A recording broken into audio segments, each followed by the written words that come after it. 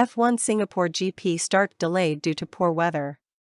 The start of Formula One's 2022 Singapore Grand Prix has been delayed after torrential rain hit the island city just over an hour before the race's scheduled beginning.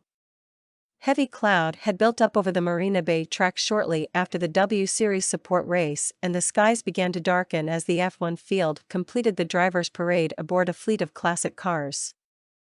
Spots of rain began falling in the paddock an hour and 20 minutes before the 8 p.m. start time, local time, with team radar systems showing an intense rainstorm was expected to hit at 6:55 p.m.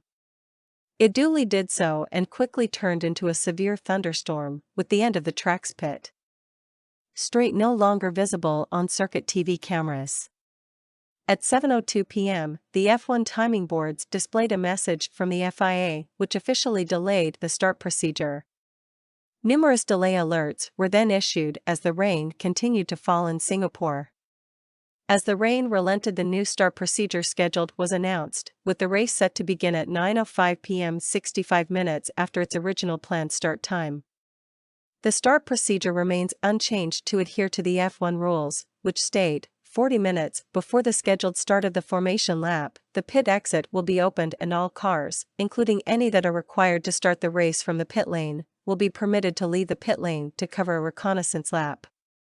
This means, once the order to leave the pits has been granted by the FIA, after a 10-minute notice period, the 40-minute start procedure period will commence. Although the initial expectations were for the storm to quickly blow through Singapore, the wind is carrying the clouds to the south, moving backwards down the length of the pit straight it endured over the usual time the cars would be preparing to leave their garages to take the pre-race grid.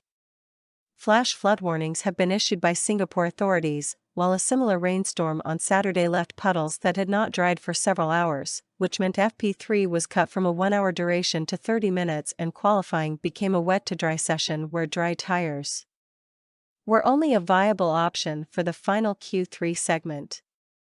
The usually packed Singapore paddock quickly cleared when the rain began to fall, with the assembled TV crews, event guests, officials and media taking refuge in the team hospitality units and any covered structure.